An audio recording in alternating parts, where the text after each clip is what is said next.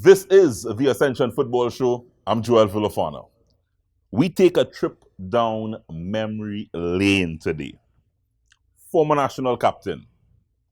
He took us within a whisker of qualifying for the finals of the CONCACAF Gold Cup. He was a midfield general. Made a bold decision to run for the FIFA presidency. Now, he's deep into the politics of TNT as an opposition senator. David Naked is here. This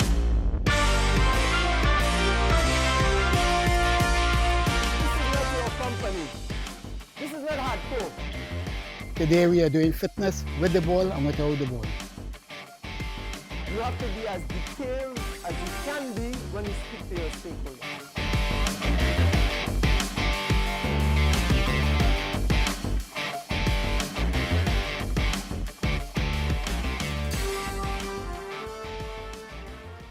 Big show for you today as we continue to delve deeper into national football here. It's in a state of what you can simply call disrepair, and we seek to get the answers here on the Ascension Football Show. As I teased to the top, he was voted most valuable player countless number of times across Europe and the Middle East.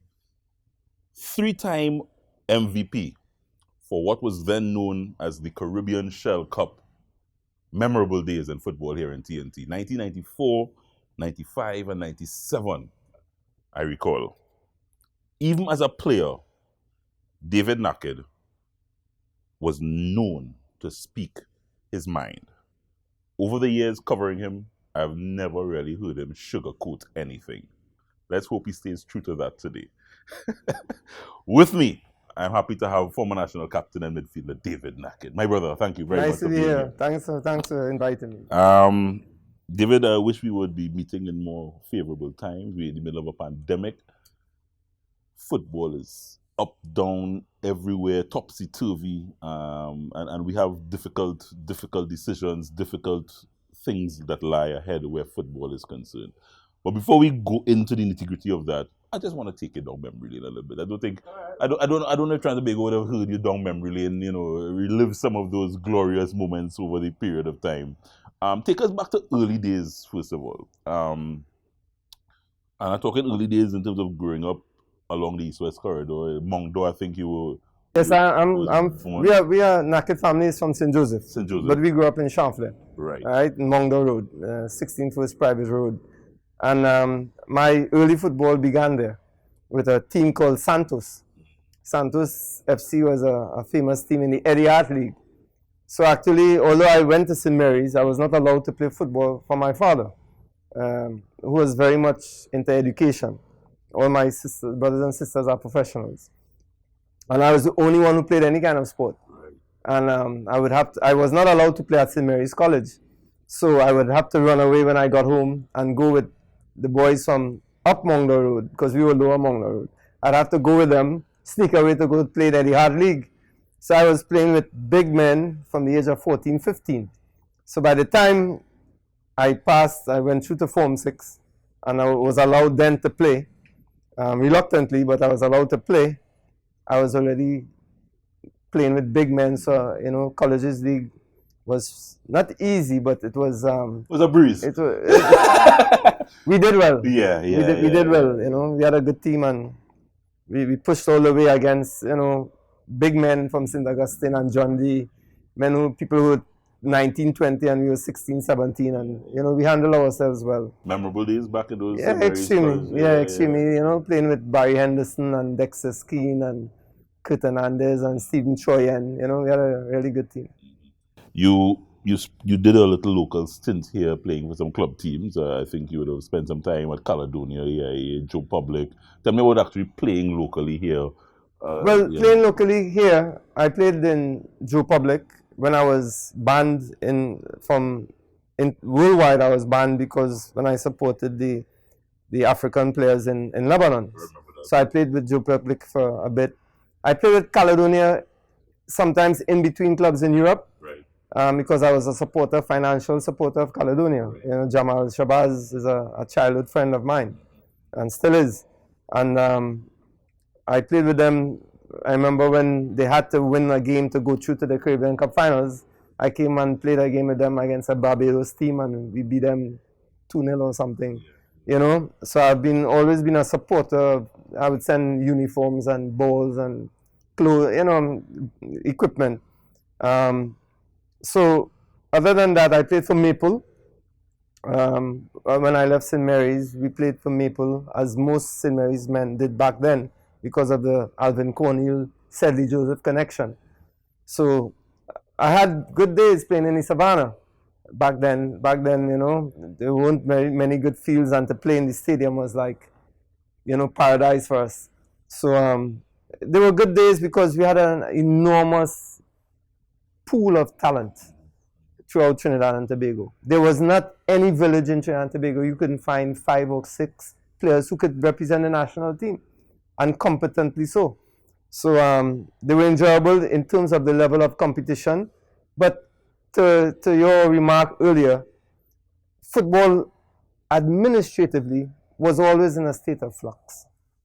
Let's be honest. There's never been some kind of consensus that we could rally around, or some kind of ethos that all of us could rally around and say, you know, we're good. We had at times autocratic people like Jack Warner and so, who he himself would admit he was very much dictatorial style, and we've had sheer incompetence as we see now, and in between we have a mix of the two.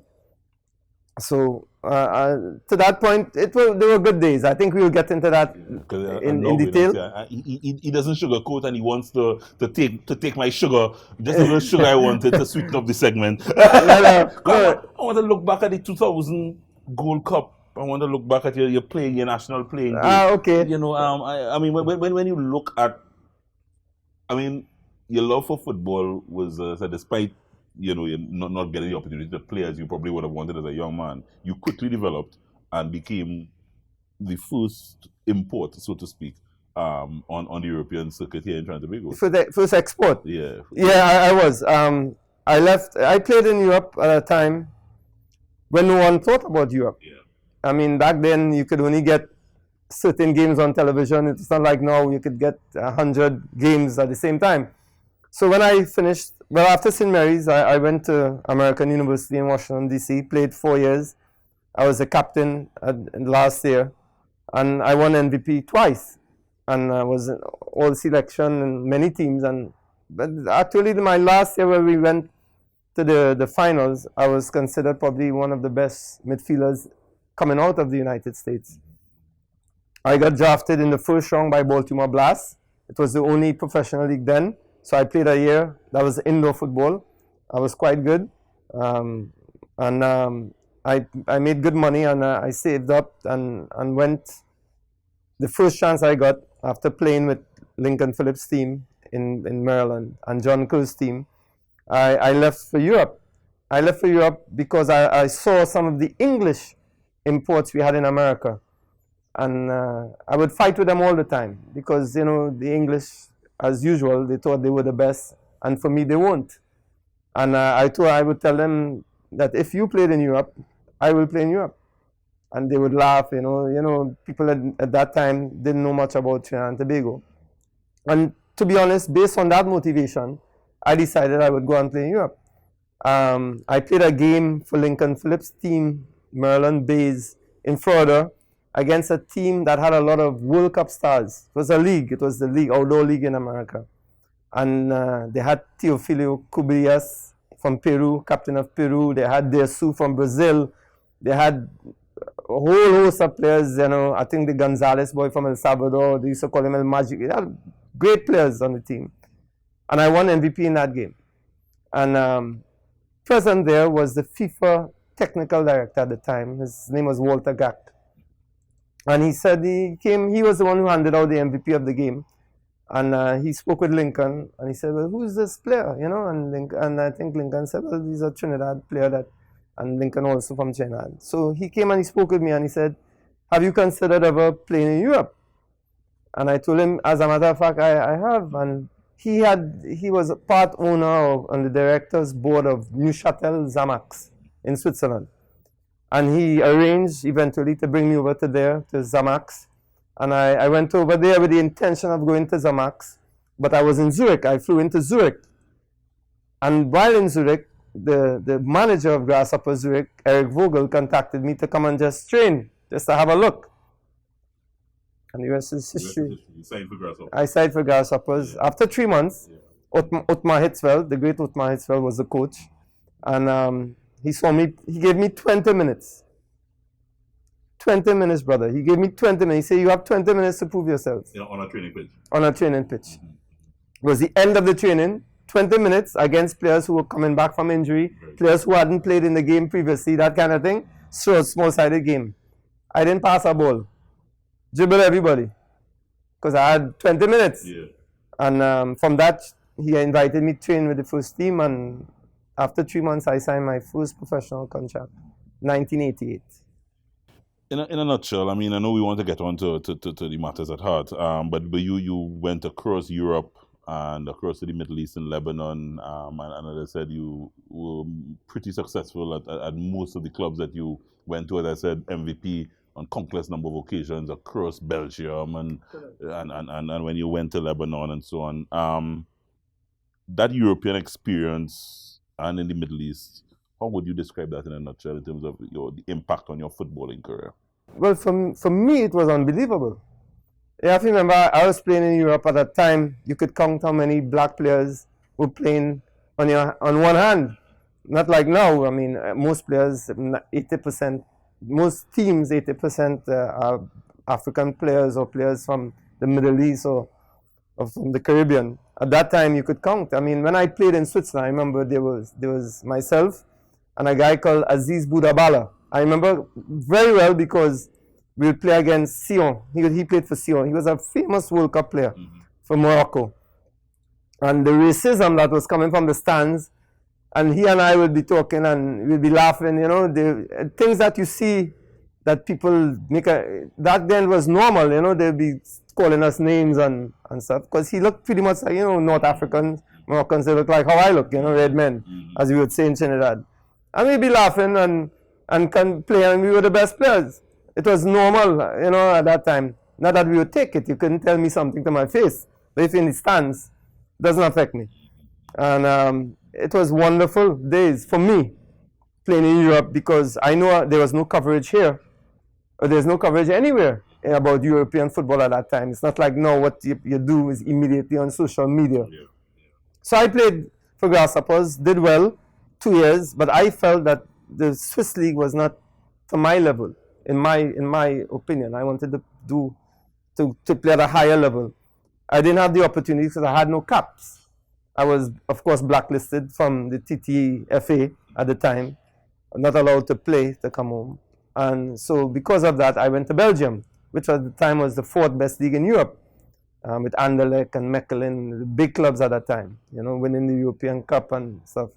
And I played for Waregem 2 years, and the best 2 years of football I had. I was in my prime, you know, that was from the age of 26 to 28, physically and everything. And really getting to know the game, understanding the game after Otmar Hitzfeld. And in Belgium, I had René Verheeren, was a Belgian international, also very good coach. So my football really took off in Belgium. And that's why I got a good offer to go to Greece. Went there. Of course, Greece administratively was chaos, pretty much like here. And went back from there to Greece to Grasshoppers. And then that's when Ben Hacker was the coach. I had great years with Grasshoppers, 2 years with them before I went to the Middle East.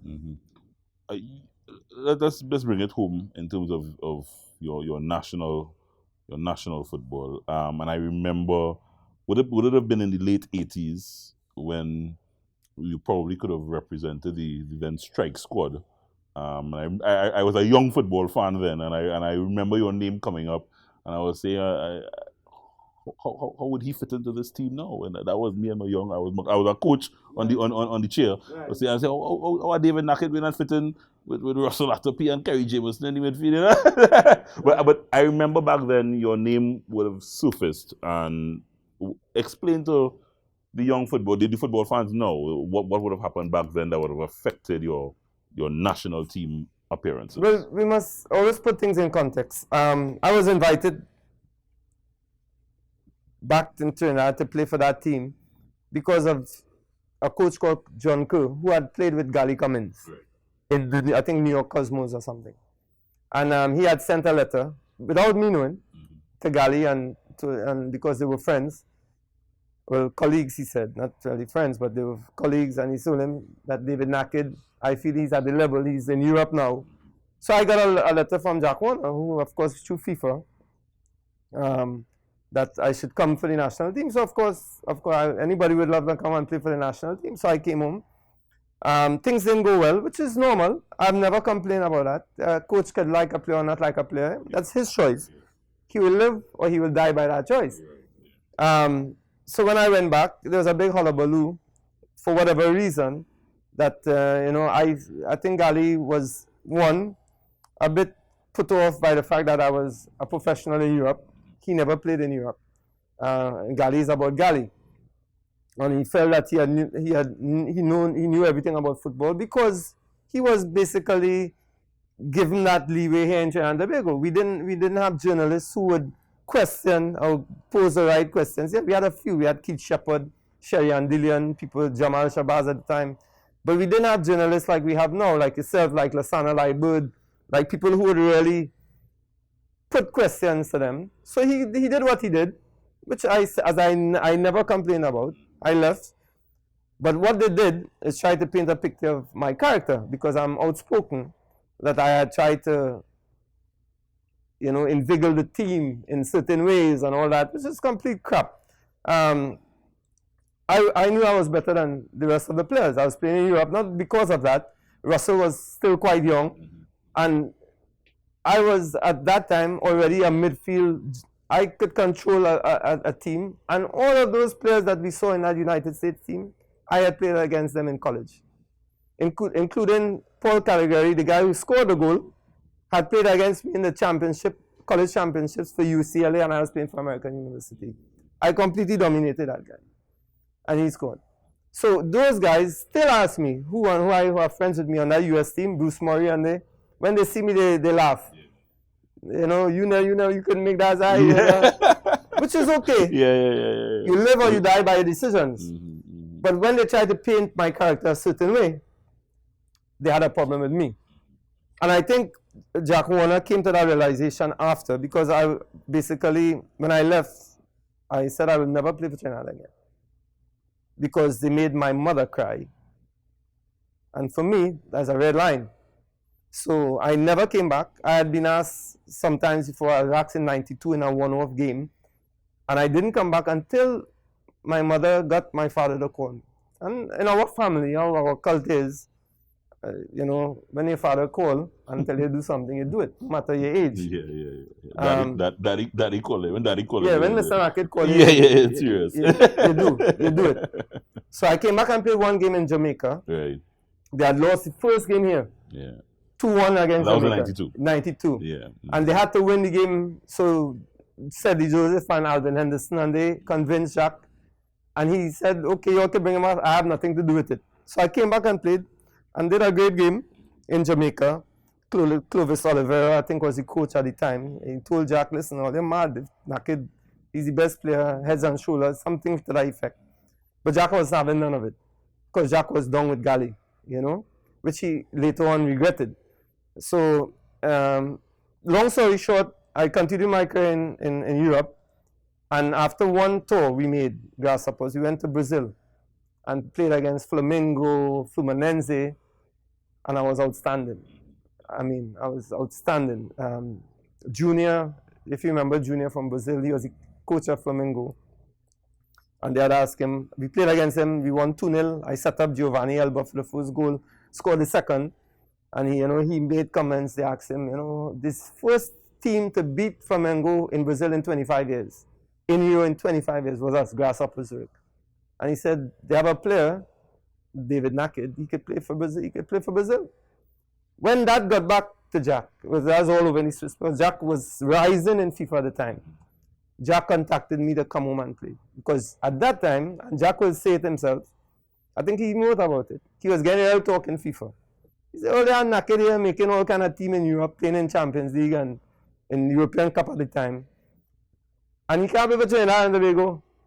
Jack eventually contacted me in 1994, met me in a hotel in Zurich, off the Bahnhofstrasse. I never forget that. He was quite inebriated, to get his strength up. He wouldn't mind me saying that.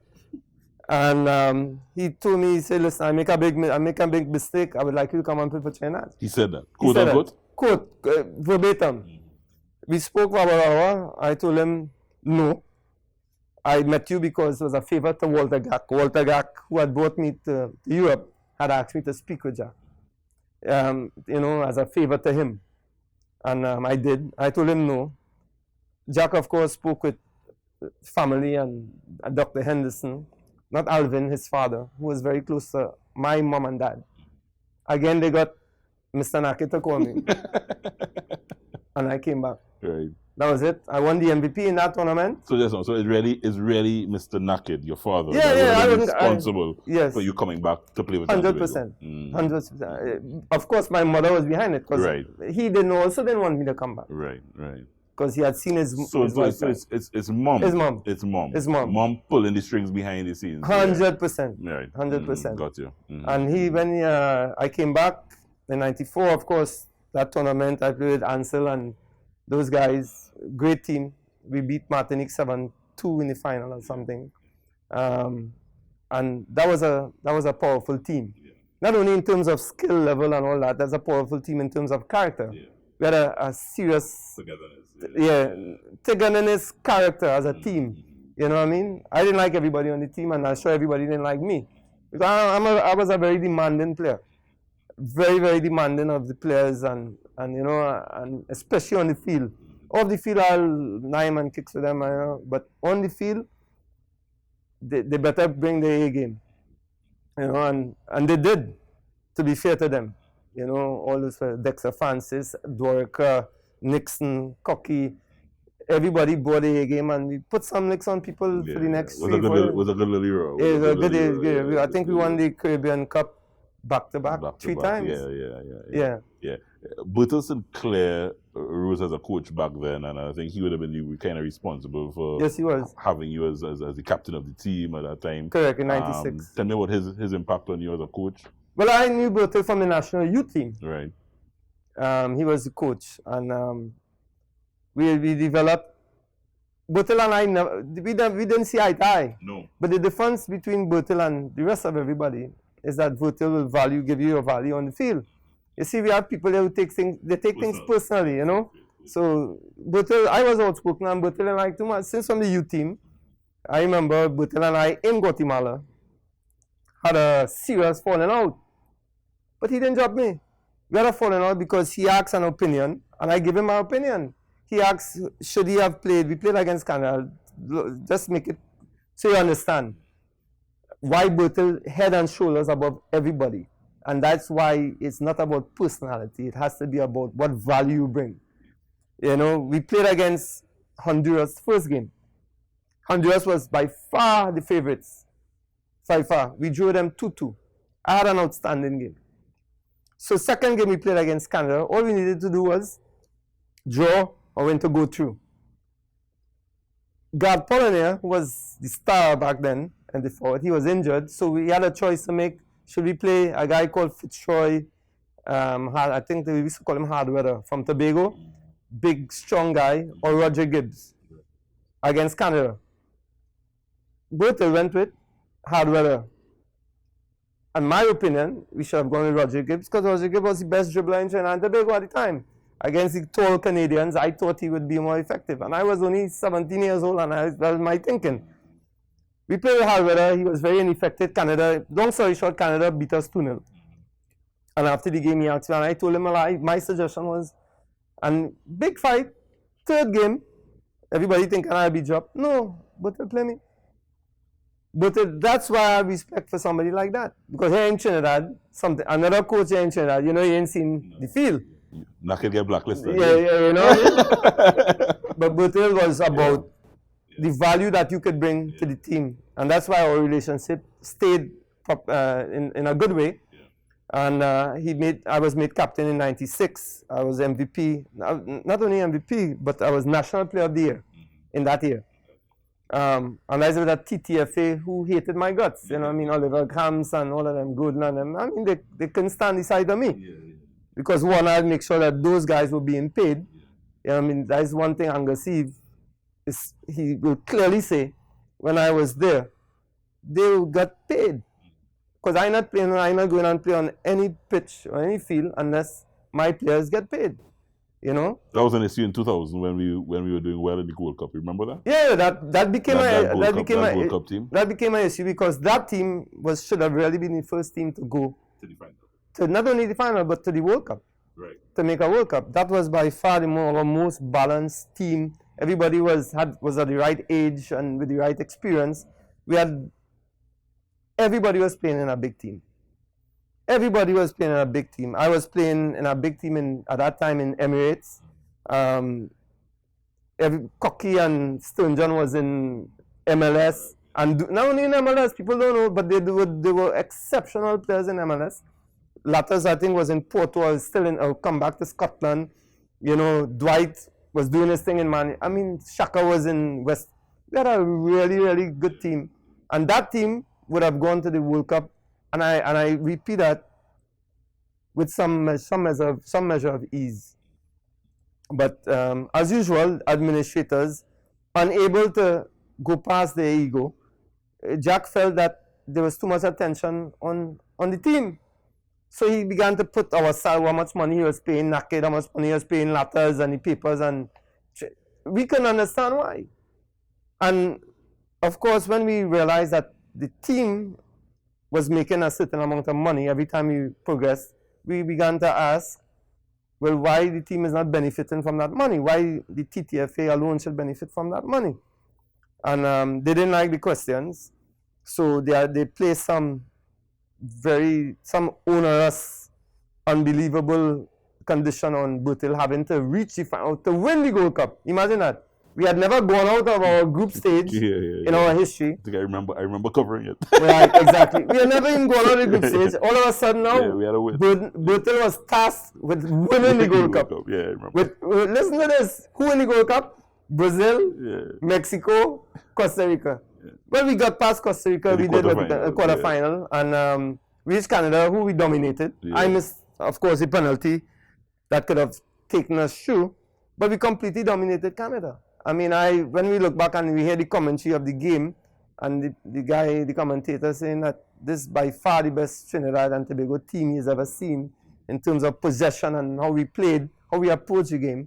We had players who could play out to the back, midfielders who could hold the ball, forwards who could score. And Dwight didn't play in that game for some mysterious reason, which we know. You know what I mean?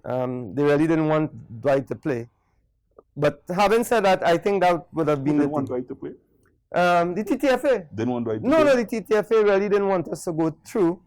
I mean, I remember Enrique Sanz. I will say these things clear because I've said it, it's on record. Enrique Sanz, at that time, who was in CONCACAF, who became later General Secretary. He became close with us. I mean, Bertil, Richard Braffett. And he was like liaison. I remember him telling us, we had to beat Guatemala to go through. We beat them 4-2. I scored, Dorica scored, Latta scored, Dwight scored. People will say 4 best players on the team scored. So we had some bargaining power. That's why I mentioned that to you. Enrique Sanz told us that in the booth, you know, the sky booth we were playing in Los Angeles, I think the LA Coliseum, I think. He said they were watching the game, and I will call their names: Gordon, Oliver Camps, some of that clown, I think Ferguson, one of them. They were there with Jack, of course. And No, that's a different person. Completely different one. Completely different one. This one was the one who always went around with. I can't remember the name. I forget the name. Yeah. And they and they Enrique Sanz told us he was watching the game with them. And every time Guatemala scored, because it was a close game until we pulled away from them from about the 60th minute, 65th minute. When Guatemala scored, they were cheering. And when we scored, they were cursing. He told us that, and that's why he came and he said he couldn't understand why. You see, I'm very serious. He told that's why I call his name so easily, because he said that to me, he said that to Bertil, and Bertil and they were there. I never forgot the look on Bertil's face, his hurt, because Bertil is a decent man. He was genuinely hurt, but I know in football and these people, I was not. What they did, I came back and told the players. And that's where we came and we beat Costa Rica. Costa Rica was one of the top teams at the time. And we beat them, we played well, we played good football. That was what was important. And then against Canada, we completely dominated and should have won. David, did you enjoy playing football for Trinidad and Tobago? I enjoyed it more than playing professionally. I'll be honest with you. I enjoyed it more. You know why? When you've been denied something for so long. I mean, I played with the national youth team, and then after that, I did not play for Trinidad until I was 29, 30 years old. I played 7, 8 years in Europe at the highest level and couldn't play. I remember playing for Grasshoppers my last year with Giovanni Elba. Of course, he was owned by AC Milan.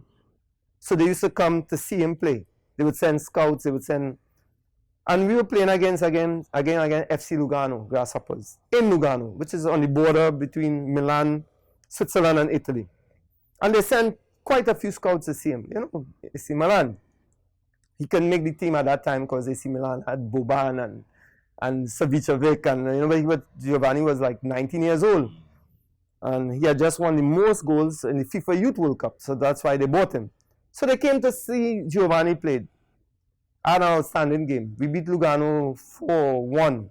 I set up 3 of the goals for Giovanni. Set up 3 with, I could pass the ball, and slip it through for him, and he finished. And they came and spoke to me after the game, AC Milan. Not about coming Milan, because they have feeder teams all over, but they came to speak with me about Ancona. Ancona at the time had Casagrande from Brazil, the player, one with the long hair. They spoke to me seriously. But when they found out I had 0 caps, or 1 cap, the cap from 92, I had no chance. So what they did to my career with the foolishness, somebody would have held it and say I'm not coming, because Grasshoppers in 94 when although Walter Jackson had set up the meeting, Grasshoppers had a contract with me to renew for another 2 years at the age of 29 or 30, going on 30. If also I would not play for Trinidad anymore, to be back and forth now, if I would not go and play for Trinidad. And I refused. And that's why I went to the Middle East. So I'll tell you, I don't think I've ever told you that until the times that we would have interacted. But as I said, and that is before I was a journalist. As a football fan, a young football fan, when I saw you for the first time represent the country, because I said back in the late 80s, I never saw you play. Correct. I would have been outside. So I was saying, who's this man coming to try to make my strike squad? That kind of thing. But that was my initial reaction as a football fan. And I always remember the first time I saw you play, it was in the early 90s there when you got onto the team. Mama, I said, so we were denied as football fans trying to go, this fellow playing in our team for so many years. That was my email. I mean, I was just a football fan. Nobody didn't care what I said at that point in time. But I remember feeling that way when I saw you play and I started to see the contribution that you could make to a national team in Trinidad and Tobago. And as I said, what is it is what it is, so to speak. That you can't repeat. It happened how it happened. It happened that way. But we have David Nackett here, and you see what I tell you. He says it as it is. We're going to talk a little bit of politics, a little bit of FIFA presidency, and then we're going to get to the matter at hand, where we speak to what's happening here and get David Nackett's take on what's happening here in Trinidad and Tobago in terms of football at this point in time. We're coming back. This is the Ascension Football Show. Pest control is a pain, but you don't have to go it alone. If you're a business that needs someone who will fix your problems point blank, go with the brand that's tested.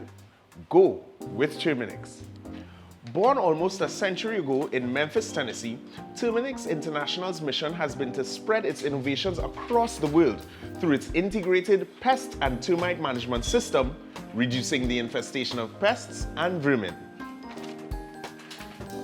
Our Trinidad franchise neutralizes the threat of tropical insects and ensures that companies, from food production to hospitality, protect their investment and get the maximum value from our relationship. And we've been doing it well for over 20 years. Termites and pests are relentless, but they're no match for Terminix. Contact us today for a free consultation and quote, and let's introduce you to convenience. Protect your premises today. Choose a service provider that persists. Talk to Terminix. Pests bothering you? Call Terminix at 672-5007 or 672-0042 or visit our website at terminix.co.tt for a free quote and consultation. Join our fight against pests. Get in the game with Ascension. Quality for champions. Hey, Ascension!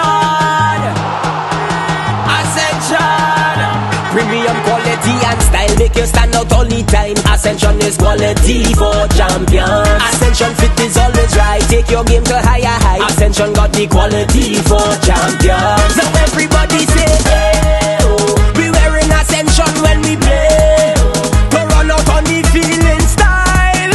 What's the brand that we want? Ascension! Ascension! Ascension! We wearing what we wearing is Ascension. Quality for a champion. Ascension! We wearing what we wearing is Ascension. Get in the game with Ascension. Quality for champions. Lasso Frame Maritime Limited, the best in marina services. At our facilities, security checks ensures that all vehicles are secured. Our newly renovated bathrooms are always kept in a clean working order. Need repairs and maintenance? We have you covered. Our qualified workmen will get the job done. Boat storages,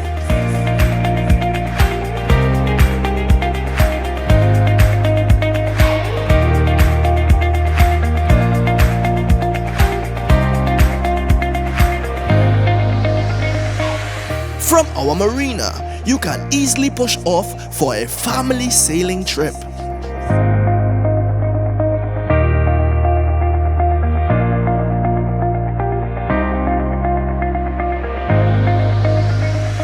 Or out fishing with the boys.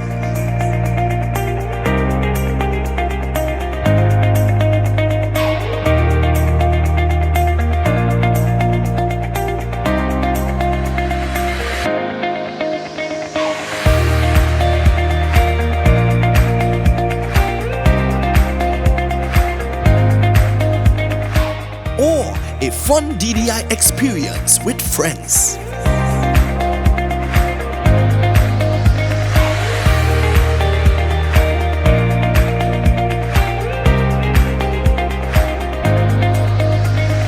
Boat repairs, secured parking, extensive camera system, boat charters, boat rentals, down the island parties.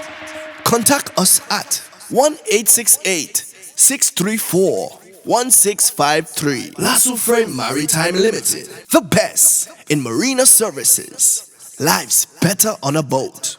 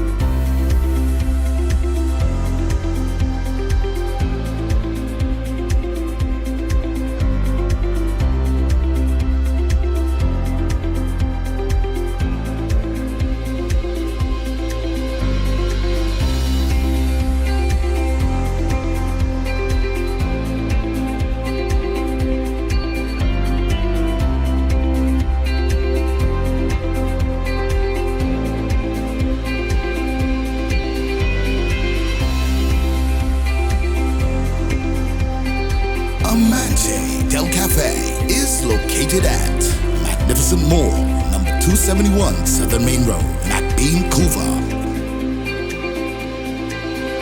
Amanzi Del Cafe. Happiness begins with brew. All right, guys, we're back. David Naked here with us, taking us down memory lane. And David, after his playing days, continued in his colorful ways and made a run in 2015, it was, for the FIFA president. I remember when seeing the story coming to my desk, I said, David, mad. That was my reaction, David. I said, why, how, when David Naked feels he could make a run for FIFA president? What led to that decision? Well, your reaction wouldn't be singular to you. I mean, that was a reaction at the beginning with everyone, because FIFA and CONCACAF, they're very much like colonial masters. They set things up that we who really own this thing never believe that it can belong to us, that we can have be a serious part of it. So that's why your action was how it is.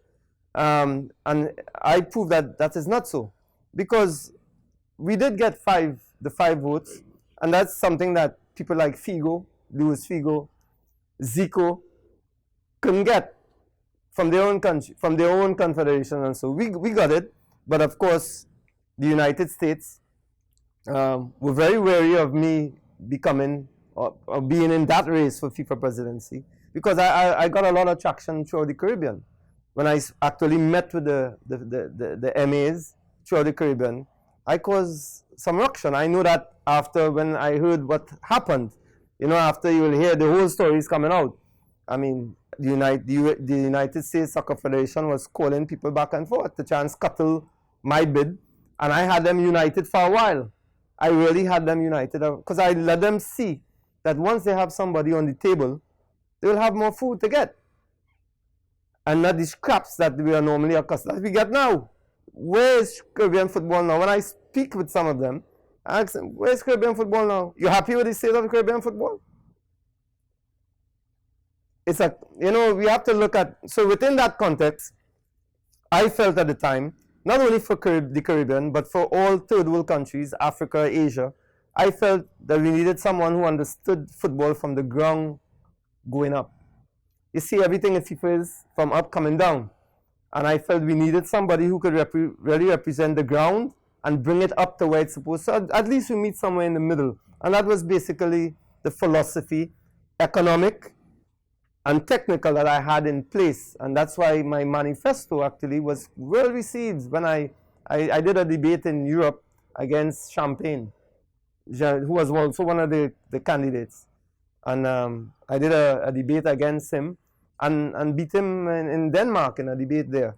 And my manifesto, my philosophy for how we can correct the inequities in global football could be done. It was well received, but of course Could you give me a little nutshell version of what happened? Because, I mean, the reports came out in terms of aborting your run. Give me a nutshell version of well, what happened. I was invited by Gordon Derrick, who at the time was the president of CFU, or the secretary, I forgot, but he invited me to speak to them. They had a meeting, a general meeting. I went. At that time, I was traveling through the Caribbean, and I spoke with them. People, as Jamal will say, Shabazz, people were sleeping, nodding off. They just like my child with grasshoppers. They give me 15 minutes at the end to speak to them. People nodding off because they were there all day. But when I spoke to them, everybody wake up. I let them know that something needs to be done. And they threw their weight. They gave me CFU's unanimous support. And from there we moved on. And we had the 5 votes secured. And of course, the USSF spoke with that House Negro in the United States, Virgin Islands. I forget his name. And he double nominated, which he had to know was not something he could do. Was it done that purposefully? Pardon? Yeah, he did it, of course. Yeah, of course, because he had nominated me before, and then somebody else, he just said he will nominate them, and that scuttles your bid. And FIFA knew about it, and they called me on the last hour. I remember they called me, I was in Denmark, they called me at 11:45. 11:45. I was in Denmark, we had just finished the debate, in Denmark to let me know that there's something wrong with the nomination. Because I'd already sent in all the votes and everything. And I was getting traction. I was invited to speak to, at the time, 3 African MAs had invited me to come and meet with them at their expense. So it was getting some traction because you had a man who represents, for me, the most global country in the world. I always say Trinidad and Tobago people we are the most global country. We have everything here. We have everything here, and with some measure, some degree of harmony, you know. And I think people saw that, and I think we would have done well. But you know, house Negroes have always been a problem in the advancement of black people. And when I say black people, I mean all what we consider black people. Of course, you are African Indians, Asians. That people, our people, always our efforts to advance, scuttled by house Negroes. You decided to jump into the political ring in Trinidad and Tobago. What prompted that decision? I was invited. You know, I have an academy in Lebanon, in Lebanon, between Lebanon and Belgium. Still have it going on? Yeah, it's still going on. And we have been quite successful in my academy. We sold players to Europe, and we've done extremely well. We had players from here come up from the elite under 15 team and play with us in a tournament in Madrid, which we won. So my academy has gotten some international acclaim, thank God. I was invited by Grenada. Look at that. The Grenadian Football Association invited me to be their global football ambassador, Cheney Joseph. And of course, they asked me to come. I went there. I met with all their stakeholders. I conducted some sessions, coaching sessions and stuff. I did an evaluation of their coaches. And while I was there, they asked me to stay longer. But there was a break or something in between because somebody was coming, a coach they wanted for the youth development was coming, and they wanted me to evaluate him and see him. I said, okay, well, I'll go to Trinidad because I hadn't been home for a while. I'll go to Trinidad. Came to Trinidad, lockdown. And I began to see the need because I was staying, of course, in the east in St. Joseph. And I saw the need. So my family has always given hampers. My mom and dad always worked in charitable charities, and I began to do the same. I began to give out hampers along in St. Joseph, Mongdor, all along that in Bangladesh, what we call Bangladesh there. Serious hampers. I say, well, we do have a government. I serious. I ask you, we do have a government? In times like this, I mean, they could say and stunt and front and say what they want. It's not politics here. I talking this before I got into politics. I was asking, I remember I had one day I collected 300 hampers. And this was the second day I was going up Mongdor Hill. Because you know, Lower Mongdor, okay, is people middle class, and when you go up Mongdor, Spring Valley, and serious poverty. I remember when they heard Naked coming back second day. I never forget it. I see old people running down Mongdor Hill, tripping over each other for hampers. I said, nah. No, this can't be Trinidad and Tobago. That level of poverty I had seen only in the refugee camps in the Middle East. Because I had done some work, and as a matter of fact, in 2016 I was given a contract, my academy, with the German government and the Cultural Institute of Germany, Goethe, it's called Goethe Cultural Institute, to put on a 6-week camps for Syrian refugees. And it was a big budget thing. You had to buy everything for them, and you know, so it was like a 800,000 euro budget we had. That level of poverty is what I saw. Old people running down Mongdor Hill to get a hamper, tripping over each other. I said no. And that, I took my decision there. Of course, you had Jolene John who was monitoring what I was doing, and you know, they contacted me. Well, I was contacted by all the parties. No matter what they could say, Rowley and them could say what they want. All of them contact me, you know, with a view so that I could join. And I met with all of them. But when I listened and I saw, I had to account to myself, who have us in this state? who has been in charge the most? I can come and tax you, Joel Valafana, if you running the TTFA for a year, and come and blame you for the ills of TTFA for 100 years, and somebody was there for 60 years. That's just common sense. And based on that, I made my decision, and I decided to go with the UNC. In this for the long haul? Everything I do it until it's completed. I'm not saying I will reach my desired goal. I was able to do so in Europe, in football. I was able to do so in other endeavors with my academy and so. I don't know, politics is a very, very strange game. David Naki, you ready to talk football politics? I'm ready to talk anything. When we come back, the state of football here in Trinidad and Tobago. What is Mr. Haddad doing? The situation we have here is that these characters, and I refer to them as pests, right? What they are doing is destroying our country, but not on my watch. No street, no turf, no block shall belong to these cockroaches, right? It's no longer business as usual. Happy hour is over. If they don't fear God, at least they will fear Terminix. Have you considered how your methods could impact on pests across the country? I find we look after the rights of pests as opposed to the rights of the 1.3 million law-abiding citizens in Trinidad and Tobago. I wonder if Roach Ladden's son come here for carnival, if you'll interview him, eh? But how could you defend one shot, one kill? What, you want me to throw a pillow at him? I didn't say that. No, well, if a roach jumps in front of you now, what will you do? Run. Oh, Jesus, Lord Father. Pests bothering you? Call Terminix at 672-5007 or 672-0042 or visit our website at terminix.co.tt for a free quote and consultation. Join our fight against pests. Get in the game with Ascension. Quality for champions. Ascension!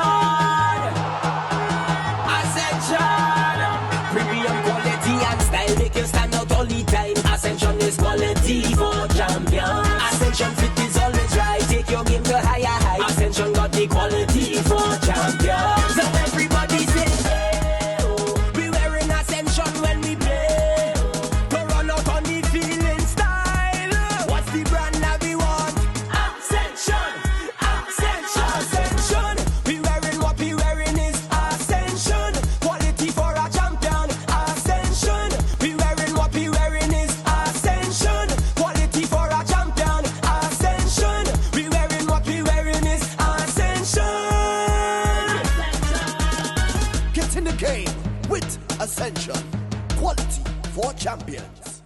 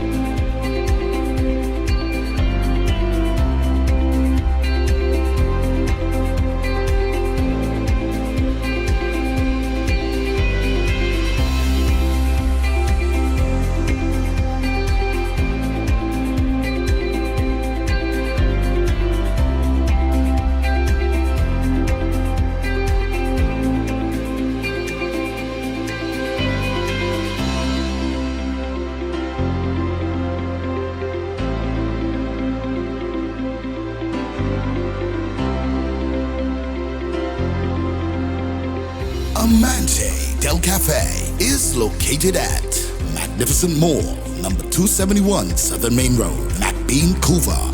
Amante Del Cafe. Happiness begins with brew.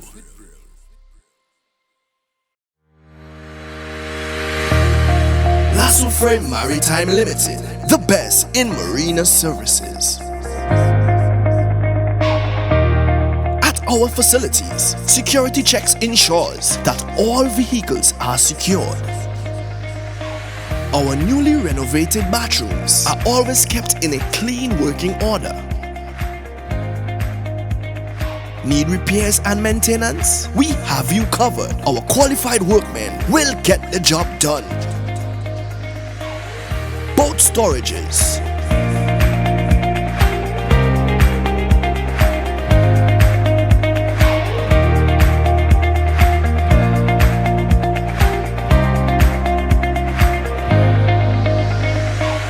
from our marina, you can easily push off for a family sailing trip.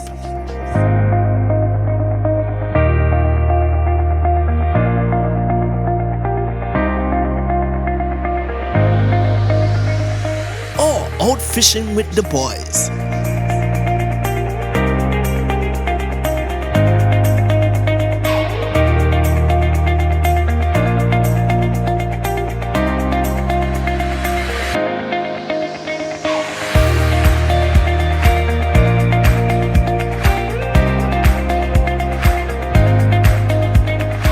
Or a fun DDI experience with friends.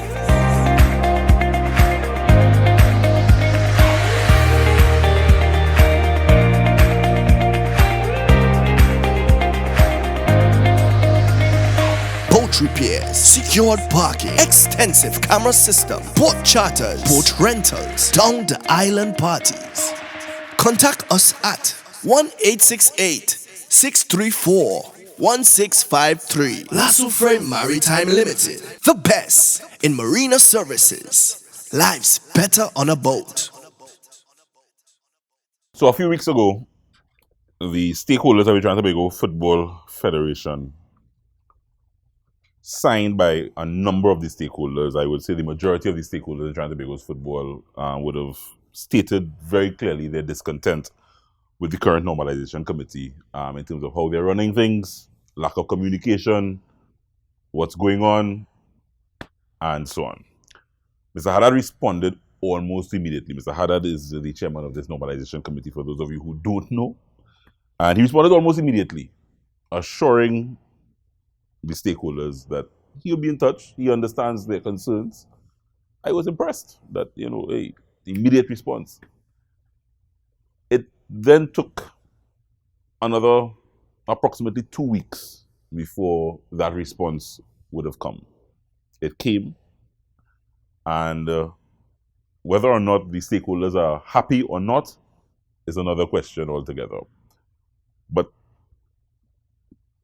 one of the things in terms of dealing with the issues that are before us now, whether or not Mr. Haddad and his normalization committee would deal with it point by point in detail, is what I think is one of the major issues in Trinidad and Tobago's football, because we are in a state where we need proper direction. We need a solid plan as to how we will get out of this situation that we are in. David Naked is here, and I just want to give that little background as to what happened over the last couple of weeks leading into this discussion, David. Before we jump into the normalization committee, let me just take you back quickly in terms of what you would have known in terms of happened over this period of time leading up to the normalization committee being appointed by FIFA and Mr. Haddad kind of taking control. The state of football, when you looked at it from, let's just go to David John Williams' administration into what led almost to an expulsion by FIFA. What was your thoughts on that little period there? Well, everybody goes into position of leadership probably with good intentions. The problem with finding the right leader is, and that's what we've had in Trinidad and Tobago at all levels, politics, sporting, social, is that do they have the qualities for that position of leadership? And David John Williams, who I would consider a friend, I never felt that he had those qualities to be a leader of a football federation. Not because he doesn't have good qualities. He does. He does. He's an, and in the end, and I've always said this is on record, he built the home of football that we hadn't built in years with a FIFA vice president. Let's not forget that. But that's the end of it. Because on the other side, he basically attended to nothing. You know, a lot of programs were left unattended too in terms of youth development. They were, I understand, certain allegations of corruption and you know what I mean? So in terms of that value for the leadership position, I didn't think he had it. Plus, when you become a leader, it cannot be about you. You know, it stops being about you then. You really have to take care of the people around you, your stakeholders, because they are the ones who have elected you leader and put you there. And if you're unable to do that, then you're not a leader, you're leading yourself. So I think in terms of DJW, that has been a problem, but it's not inimical to him. I mean, that has been widespread when we look at our leadership. I mentioned before, we've had autocratic leaders. We have one like Jack Warner, and going down the line to a mix of the two to complete incompetence, and that is unfortunate because I think we missed a few generations of footballers and sportsmen in Trinidad and Tobago because of it. Mm-hmm.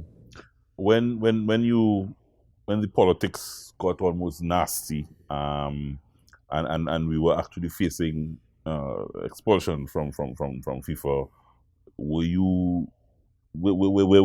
was your head at that point in time when we recognize we could actually lose our membership here? Well, I think that should be the photo, really, the build, we say, the picture of what I spoke about, because Wallace and Leclerc promised a lot and delivered few of what, you know what I mean? They went completely against what they were promising. I've seen some of the reports on what they promised. I've seen, and I don't blame this on Leclerc. Leclerc, for all his autocratic tendencies and ego, which is quite large, I think Wallace has to be, you know, we tend to give him a pass, Wallace, but he's the one to blame. He's the one who went and gave Fenwick that contract without the board knowing and without even Leclerc knowing, apparently. So I think Wallace completely failed. That doesn't give FIFA the right to do what they did.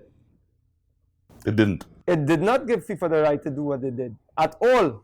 I think FIFA, that was pre-planned. I mean, I was saying about FIFA coming in here the day that John Williams lost the election.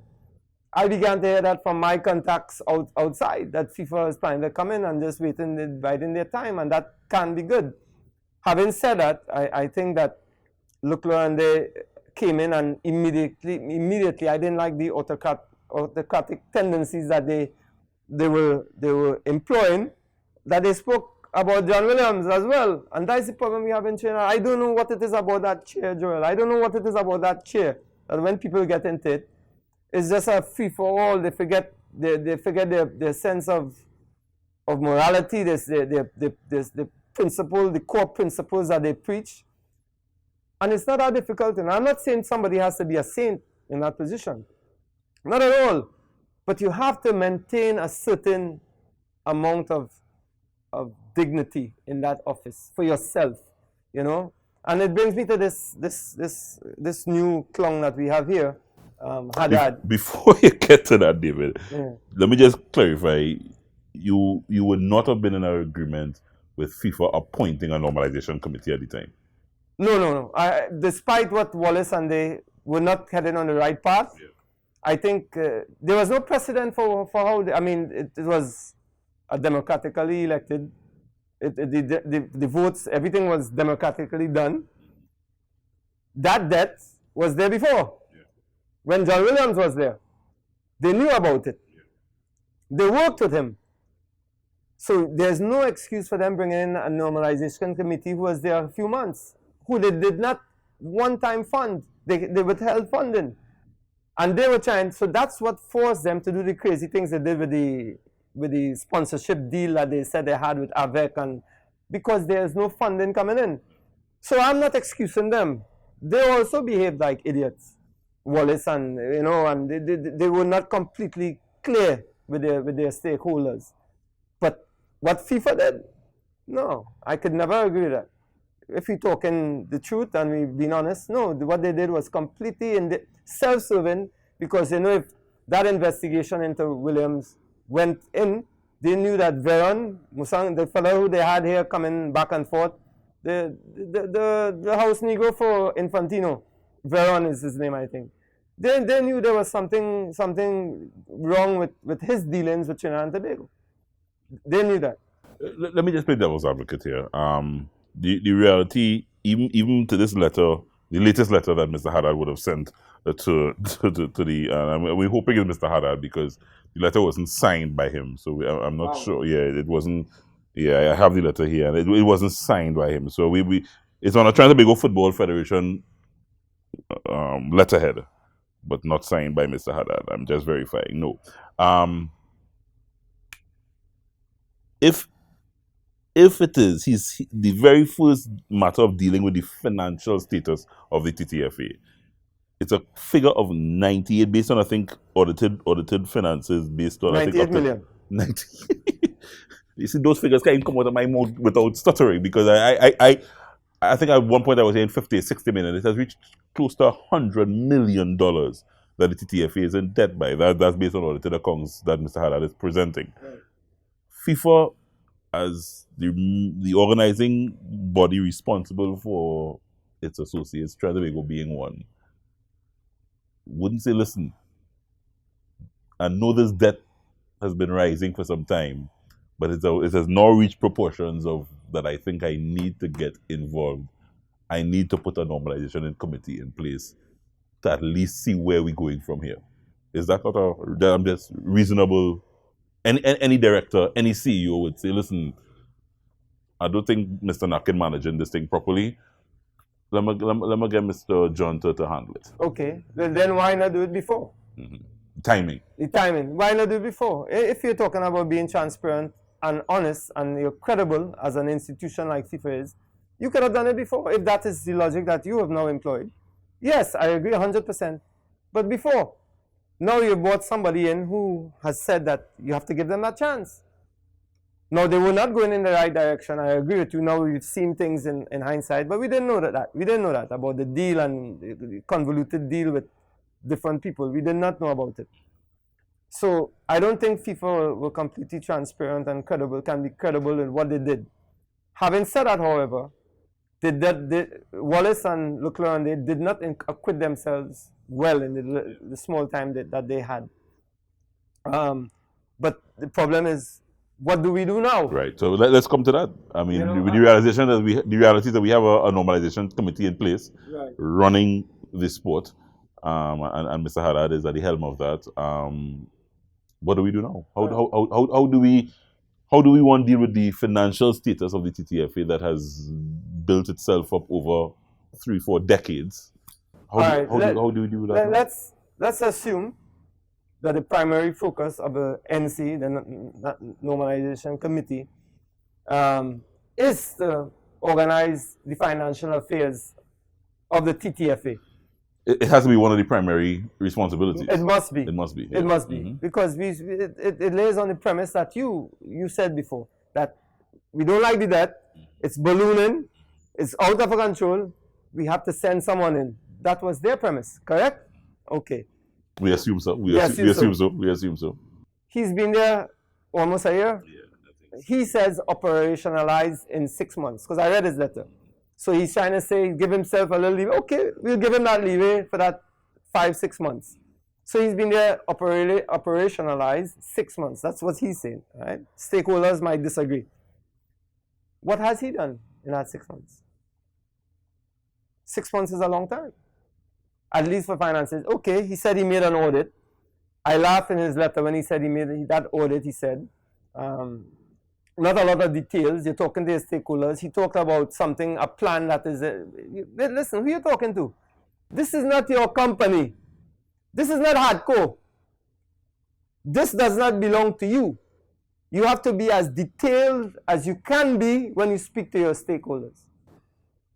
That is how someone operates an association. You can't say, I have a plan in place and I will do that. And some other specious things he said In other words, he's telling you all, I am the boss.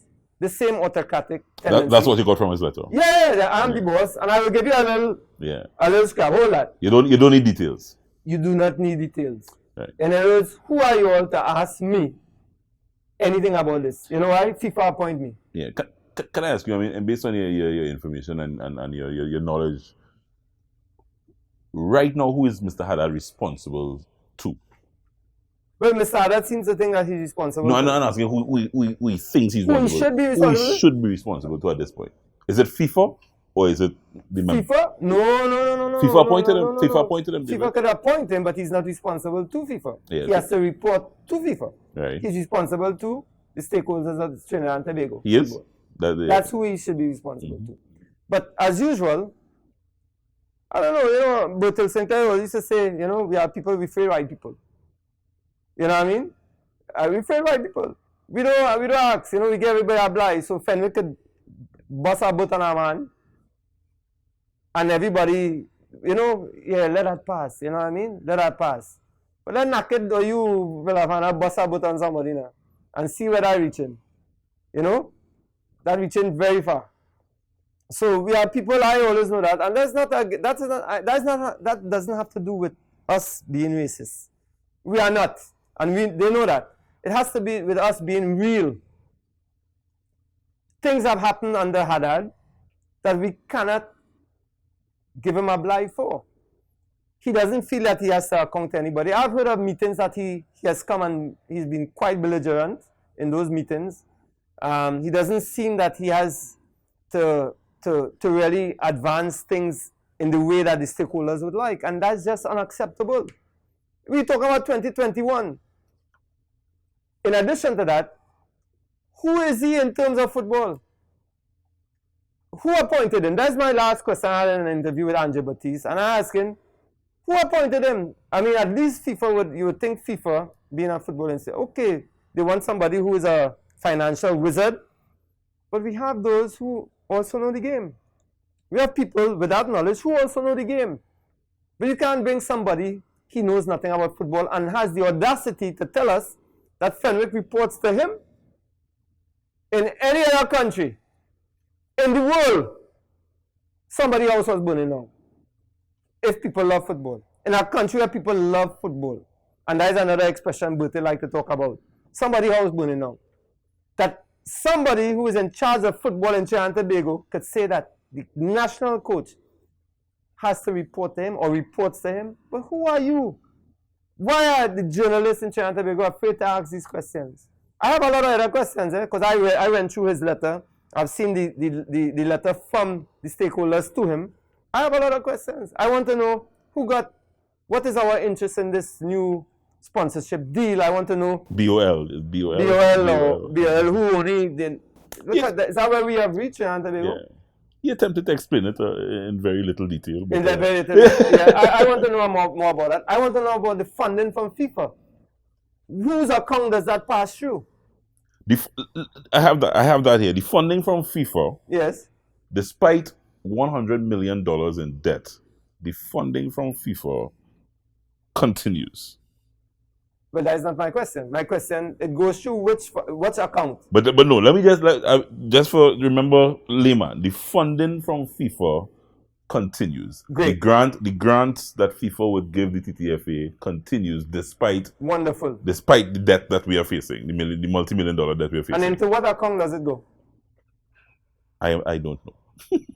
But these are the questions that we need answered. I'll tell you why we need answers. But FIFA setting up a normalization committee through Mr. Haddad, I suppose they would organize such because they would have taken the power away from the TTFA in its normal running of its affairs. No. Wait, hold up. Now you're getting confused.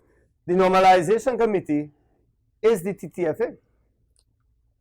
It is the TTFA. They are put there to normalize things in Trinidad and Tobago, to normalize the TTFA. So they are what we would call the body of TTFA. They might not be the people elected, but they are the TTFA right now. Who's TTFA? Who does FIFA answer to? Remember, FIFA answers to MAs. Their relationship is with the MA. So unless there's something I don't know or a law that I don't know. Right now, he is the.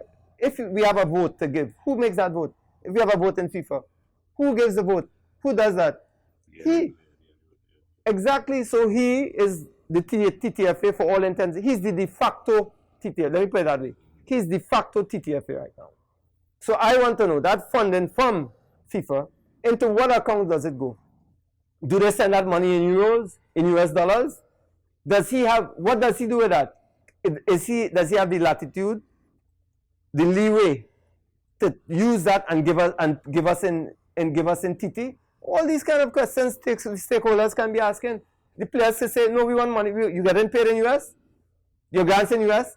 We want our pay in US. He has companies. Isn't that a conflict of interest? When foreign exchange in Trinidad and Tobago is so scarce? All of these questions you guys should be asking. All the stakeholders should be asking. He should be under the fire every second. Unless you all want to go back to the state that we were before. But the stakeholders just keep quiet. The natives on the plantation just keep quiet and let him run. He would love that. These people, I've seen his letter. It's the most disrespectful letter I've ever seen. And I've seen many. That letter is the most disrespectful letter I've seen from a supposed leader of an organization who has to account to their stakeholders. He has basically said nothing and basically said, you know, take this and that letter was not for the stakeholders. That letter was just to show FIFA that he has answered, that he has given some kind of answer, token answer. Because it contains no information that the stakeholders asked for. He has not dealt with. I mean, we went through the letter that the stakeholders would have sent in detail. There were so many different points that they were questioning, and some of the questions, very very valid questions that the stakeholders would need. I mean, we are appointing coaches from Spain, and we have no money. And we have no money. So I think it's valid question. The technical committee. What is? I haven't heard from Dion Lafoucault. I mean, he has sent a letter on that point. He has sent a letter to stakeholders. Not once mentioned the technical director of the TTFA. Lafoucault's name wasn't mentioned one time in that letter. So I just feel, David, at this juncture, Trinidad and Tobago's football is between a rock and a hard place, literally, because the stakeholders who love, live, and breathe football are at a standstill. Well, I mean, pandemic, besides the pandemic, literally in terms of being able to move forward and plan. One, facing a multi-million-dollar debt that we don't have any minds seemingly able to say, listen, this is the direction out of this. We're going to pay back. I haven't seen that. The multi-million debt there, I don't know if FIFA will just wipe that out and then we start from scratch. I'm guessing, and if I am guessing, we're talking about all of the stakeholders who love, live, and breathe football, guessing as to where our football goes next. Mr. Haddad is there performing a role that I don't even know if he ever decided he would want to do in his life. And he's there making decisions, doing letters, sending out letters to stakeholders who live, love, and breathe this game, and we don't know where to go from here. I am expressing my frustration, and I never represent the national team. I don't live, love, and breathe football as I know stakeholders do, day in, day out. Well, don't assume for 1 second that he has been placed in a position that he doesn't want to be.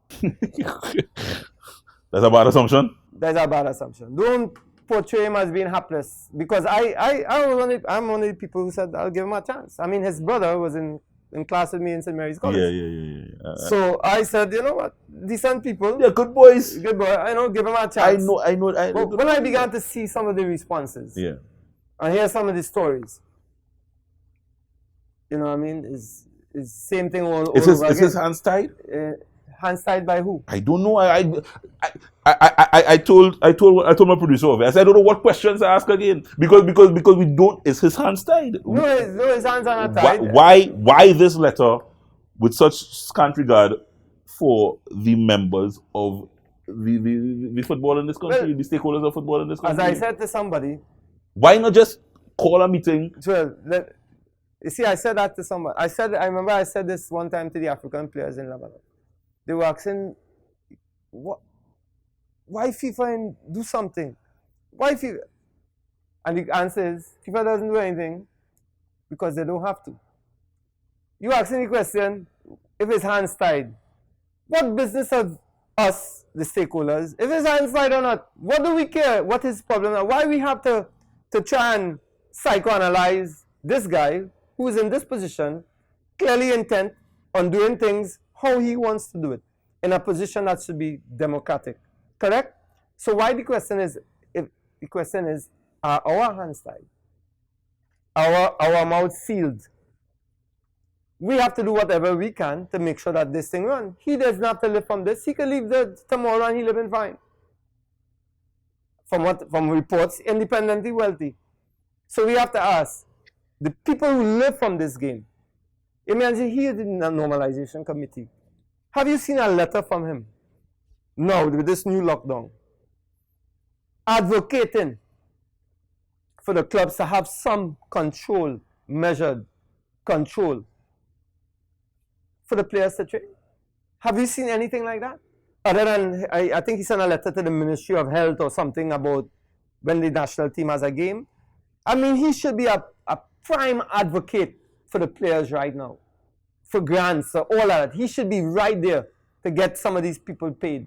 For my accounts, we have only maybe one team paying right now. I think maybe the team that you are associated with this thing, paying their players.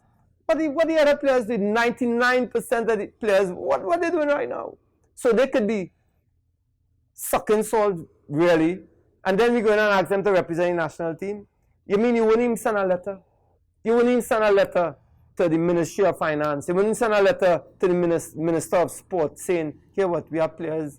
Because most of the players who play football, they're on the low income level. So let me address the question you asked, and let's turn it around. I asked if Mr. Haddad's hands probably is tied. Are the stakeholders' hands tied? What can the stakeholders do besides write a letter, quarrel, and say, Mr. What can the stakeholders do? Everything. The stakeholders can do so much. They have no power right now. Well, pretty much like the opposition. All they can do is agitate. We could agitate, we could send letters to FIFA. Right now, if the stakeholders truly they're not enamored with this guy, they feel that he's not steering the football ship in the right direction, they can't rely on a letter every 2 months and 3 months. Look at his answer. Detailed, I saw the letter from the stakeholders. Very Detailed, fair, balanced, everything. And look at his answer. Scant regard, as you said. So what that means, okay, that is on record. Now the stakeholders, let's see what the character of the stakeholders. Listen, brother, you don't get anything in this world unless you fight for it. Anything somebody take from you by force, you have to get it back by force. That's just a fact of life.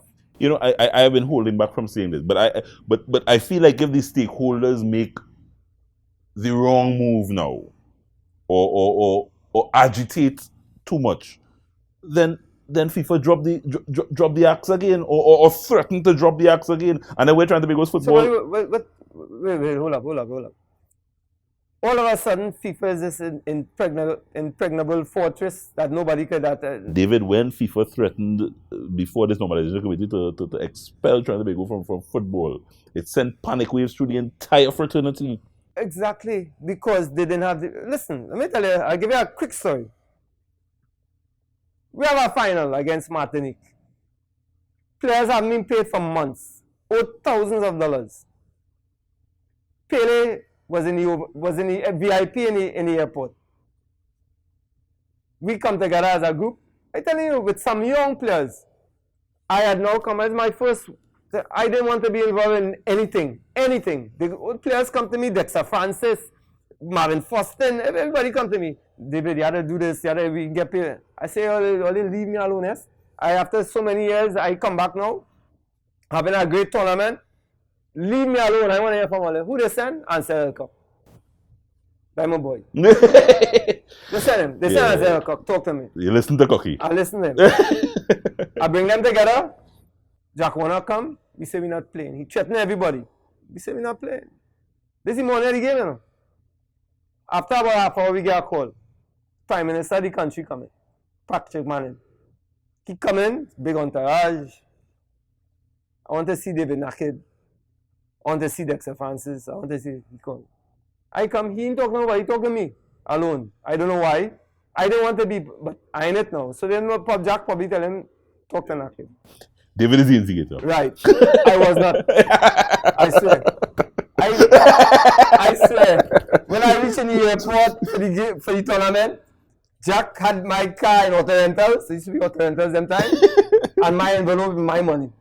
And to his credit, Jack, since the day I leave Trinidad, stop him to Trinidad, that is always the case. He never once, by the time I reach, I go and pick up my car, my envelope with money inside.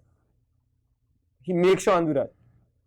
When Patrick Manning reached and started a question, we're going, you know, Pele telling us, Pele waiting. I said, Pele had to wait. Them fellas had to get paid. After an hour, we see garbage bag of money come and they pay the players. So bring it back home from her. Because bring it back home here is up. It's not up to FIFA.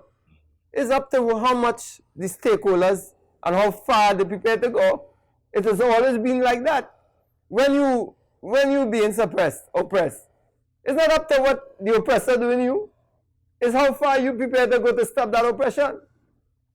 It has always been like that. What advice would you give the stakeholders now? Do whatever they need to do to get it done. Because in the end, as I said to the Caribbean, as we spoke before, the Caribbean MAs now, they're happier. They're happy now. American football has gone way beyond them. US football, way. They boast about it. They laugh in our faces. They say we make billions from the Gold Cup. Why US scuttle my presidency? Because I tell them I taken the Gold Cup from all them. I swear to God, I remember Sunil Galati in a hotel in Zurich. Maya Dodd next to him, and the woman from Turks and Caicos. And he asked me, what's your plan? I said, all my plans, no problem. He said, well, arrogantly, short pants in the chair, Sunil Galati listening. And he said, well, about the Caribbean and thing. I say, well, you can't keep the Gold Cup. You cannot keep the Gold Cup. You have to share that now with the Caribbean. We need to make money. He started to fidget. And I know when I realized that was the end. That was it. When I tell him that. Because they have admitted that they have pushed their development through the billions from the goal. They have generated billions and given us scraps. Here, CONCACAF. David, do you have a role to play in terms of... My role, I don't see it here, I'll be honest. I don't see it here in Trinidad and Tobago. You see, people tend to think that the power is here in Trinidad and Tobago. There is a certain degree of power here. But if you look at what Jack Warner did, Jack Warner realized the power wasn't here, the power was in the Caribbean. It's just that's a no-brainer. I don't understand our people, you know. I really don't understand our people. We're in a confederation of how many? 41? 41 MAs? How many in the Caribbean? 26? 31? 31! And we're not controlling this thing? Well, we have a bunch of egos, but we have 31 out of 41. And we're not controlling this thing? I ain't talking about Trinidad, but somebody in the Caribbean. They're dictating us. The power is not here. They let us feel the power is in Trinidad and Tobago. But Jack realized the power wasn't here. Jack said he'll be our advisor here. Correct? Where he went? CFU. Nail long CFU, nail long CONCACAF. Nail long CONCACAF. He get them up in FIFA to do whatever he wants until he decided to go against them up in FIFA. That is what brought down Jack. You have footballing plans, so? Footballing plans? When you say in terms of what, administrative position? Not here. Not here. Caribbean, maybe. I'll be very interested because what will push us forward is not fighting for the scraps here in Trinidad and Tobago. I would love to see somebody come in here who really having the football at heart and do his thing and get players interested and motivated. You know what I mean? As a matter of fact, I tell Ansel, I look at this facility and I swear I'm in a second division team in Europe. Fantastic. Fantastic. That's the vision we need to have. Every community should have something like this. But we have a set of people who stunting and fronting and feeling the big. But the power is in the Caribbean for us. Let's wrap up. The power is in the Caribbean, and I'm hearing that you're saying the stakeholders need to do whatever they feel they need to do. Of course. No. Do you want to give Mr. Haddad an opportunity to... Again? No? Enough opportunity opportunity. to do what? I give any man who have me in this position another chance to do that. Why? What we mean? There's not a video game, you know. You got next chance, and the people, there's not this people's lives you talking about there. I meet some young boys before I come in here and so. I meet some young boys. They don't know the history of football in Trinidad and Tobago. They do not know. When I was growing up playing football, and most of us, I had no players 30, 40 years before who played before me. They don't realize how important that is. You think you go to play in Brazil right now and ask about Garrincha, Dida, all these players, and nobody know about them? Everybody know the history, except Trinidad and Tobago. I meet some players here, they had to go on Google, yeah. See, and so you did not Google in the 80s?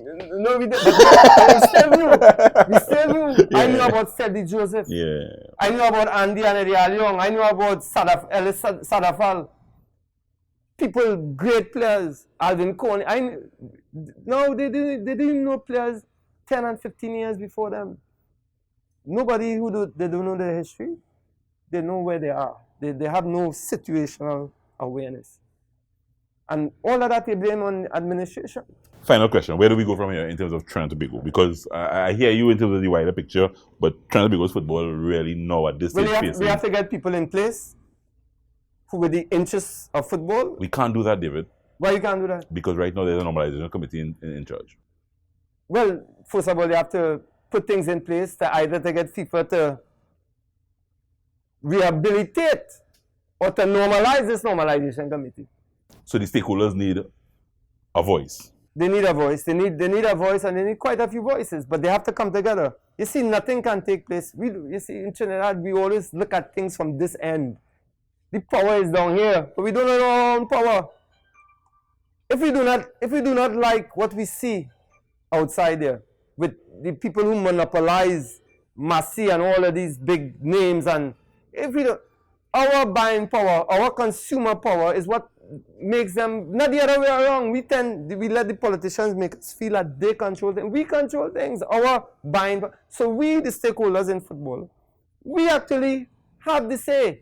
We could shut down normalization committee now with a voice. I don't want to do it, because I'll be compromised now as an opposition. But I know I could do it. I have enough of a voice and enough strength I could get players and say, you know what, we're not playing. We're not playing any football, all the clubs, until we have a proper normalization committee, and we want them to have a proper relationship with the stakeholders. But you know what? For once, I'll do what my father always used to say. He said, David, let somebody else do it. That's my father. I tell you that before. He said, until my mother must be talk to him enough and enough to come. He said, David, for once, see what other voice comes up. Let somebody else, and I agree with that 100%. Sometimes you just have to keep quiet. David Nakin, thank you very much, brother, for Thanks a lot for having me. Sharing your views. We went over time. I'm sure the producer going on board in my ears when we come off. But what has to be said has to be said. I think at the most at this juncture, because we're facing some turbulent times ahead. We literally don't know where we're going from here. And I would invite Mr. Haddad, Mr. Lafoucade, anybody on the normalization committee to come and just sit here with us and address the stakeholders. Because I think whatever happens at this stage, the stakeholders need to be properly addressed. This letter, while addressing issues very scantily, I think the stakeholders need and deserve to be addressed. And that's my invitation right here on the Ascension Football Show. We're coming back. In the game with Ascension. Quality for champion. Ascension! Ascension! Premium quality and style make you stand out all the time. Ascension is quality for champion. Ascension fit is always right. Take your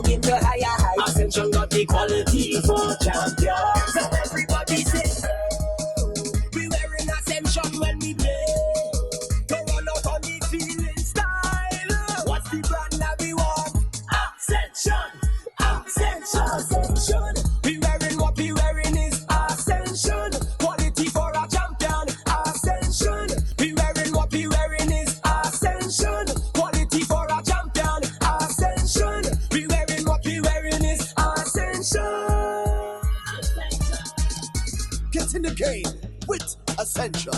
Quality for champions.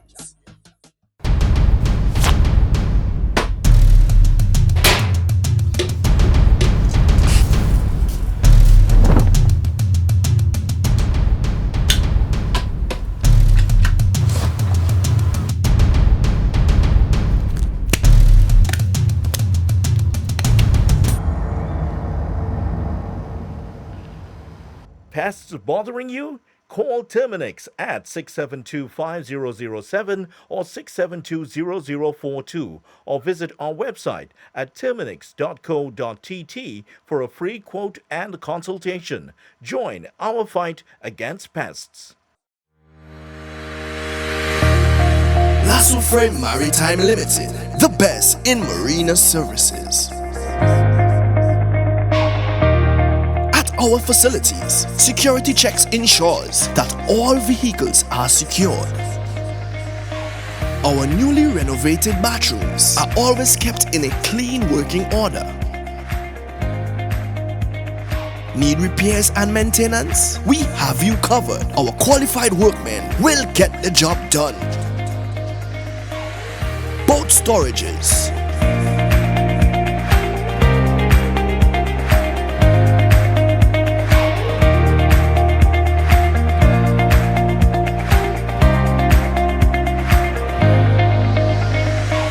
from our marina, you can easily push off for a family sailing trip.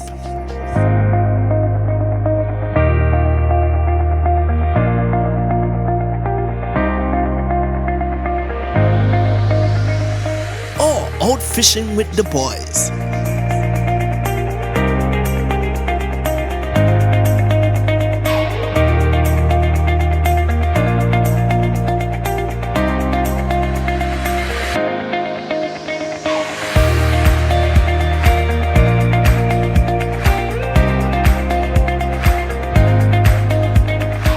Or a fun DDI experience with friends.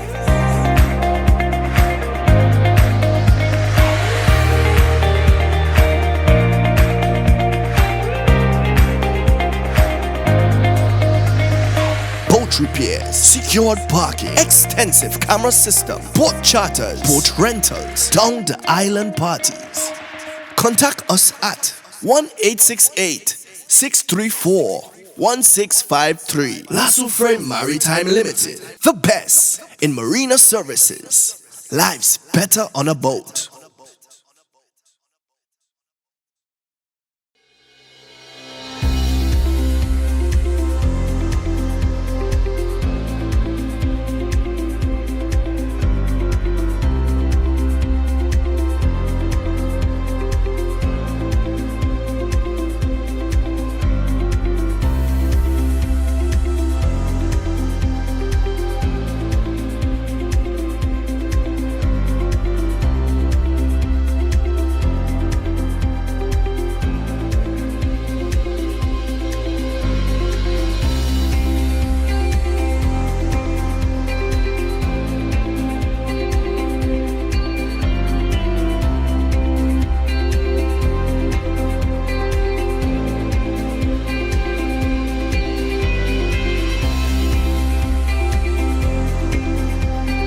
Amante Del Cafe is located at Magnificent Mall, number 271 Southern Main Road, McBean, Couva.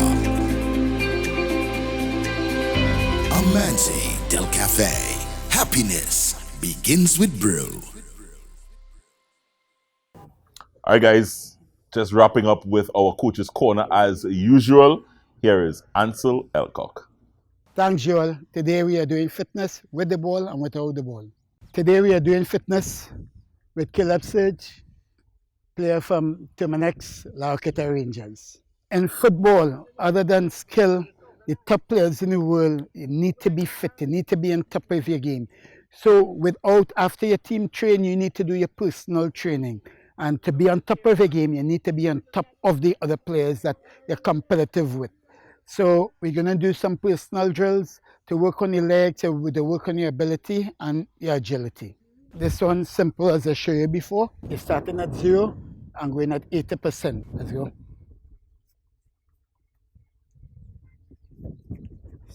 increase your speed now, yeah. So every time you go by anyone, you go faster around the cones, you go low and hard, yeah.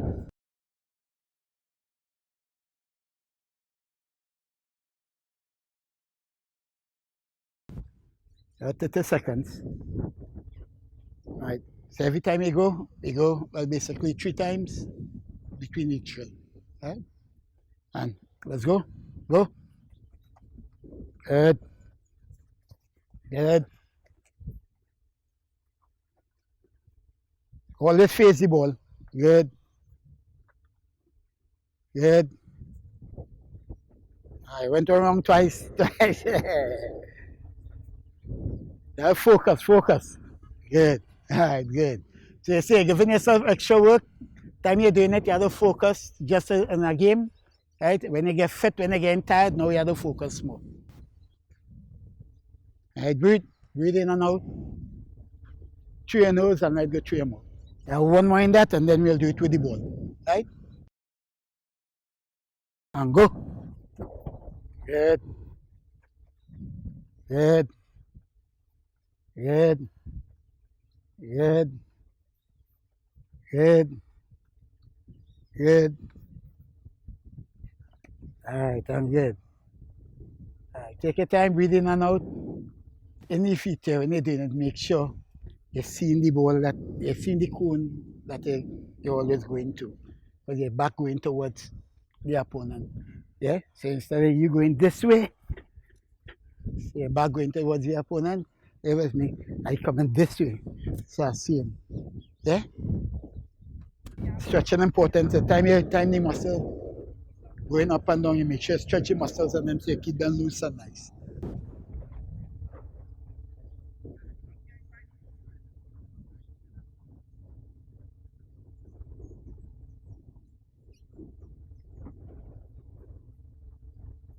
Now when you're cutting with the ball on them, right?